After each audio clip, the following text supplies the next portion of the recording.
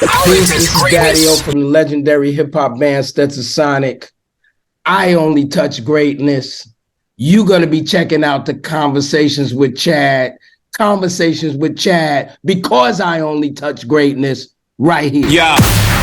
Hey, listen, let me tell you something that happened to me. So, you notice the first Stetsasonic video was technically Africa, right? We had not had a physical video before Africa. Let me tell you how Africa came about. A guy named Danny Schechter, he's dead now, but you can look him up. Incredible guy. A guy named Danny Schechter, the news dissector. He used to work for ABC 2020, right? The publicist at Tommy Boy took us to Danny's house up in Lincoln Center, which is where the ABC studios are, and a lot of even the soap opera actors and stuff used to have apartments. We go to Danny's crib. It's VCR days, right? He puts on this VCR about apartheid, and in this VCR, we shown the necklacing where they take a tire and put it around somebody's neck with gasoline in it and light it up, right? They showing us all of this wicked stuff that's going on in South Africa about apartheid. I'm going to your point about talking about something. He shows us this video. This video is incredibly sad. He stops the video. He looks at me. He says, Daddy-O, why y'all not talking about this? Ain't that what rappers do? Immediately, me and Fuquan go to write this record. You understand what I'm trying to say? So that's the same kind of challenge like what you're talking about. We need to talk. Ain't that what rappers do, though? I mean, ain't that what rappers do? Like we were supposed to always be the voice in the wilderness. We was also always supposed to be the, what's that thing they call? Bullhorn, whatever they call that thing. That bullhorn thing. We was always supposed to be that. Megaphone. And so, megaphone, yes. We was always supposed to be that, man. You know what I mean? So we just, I'm not telling you that me and Chuck has stopped, because we haven't. Okay? If you check out record, we haven't stopped. However, we want to make it a little more vibrant and involve more people. You know what I mean? And that's kind of sort of from the last couple of years that me and Chuck been messing around with Spit Slam and all of that, and noticing, man, we can't just win as Scotty and Mike.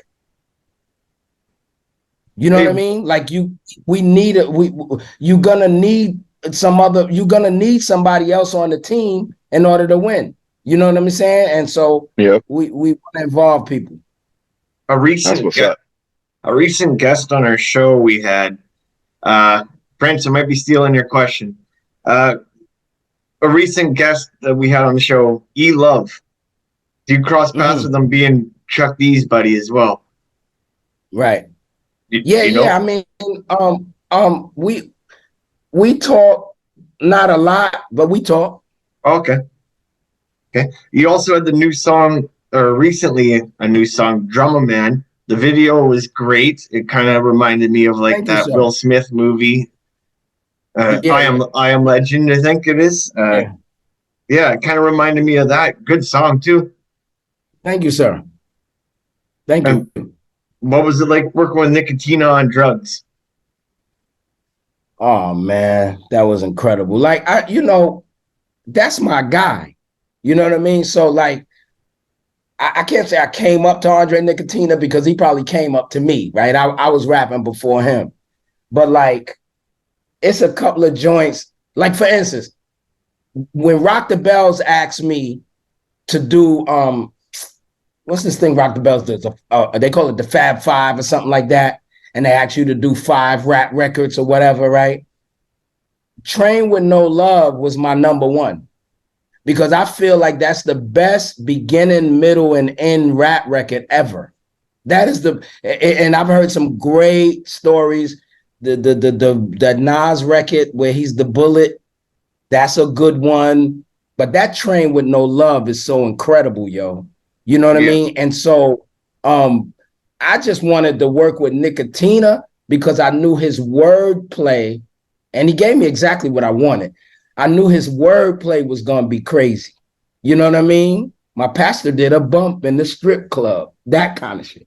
You know what I'm saying? Like I knew he was gonna give me like Nickatina. You understand what I'm trying to say? And that, I mean, like I said, man, I work with my favorite rap. Like, I'm a little different than most New Yorkers. Definitely, if you want to call me an old schooler, I'm a lot different than most old school cats, because what I gravitate toward, besides for the stuff that raised me, like Rodney C and them, is not really what everybody else gravitates toward. Because I'm such a big fan of the fact that hip hop expanded beyond the five boroughs. I'm you know, like before he died, Breed and Flint, that was one of my guys. Yes. That's like one of my favorite MCs. You know what I mean? Like, and I made Breed know, and I spoke about him in my records and all of that. You know what I mean? Because what he was doing wasn't nothing that LA was doing, nothing Houston was doing. Nobody was doing what he was doing. And I want, you know what I'm saying? Like, I'm such a big fan of that. Like, when it comes and it's just like,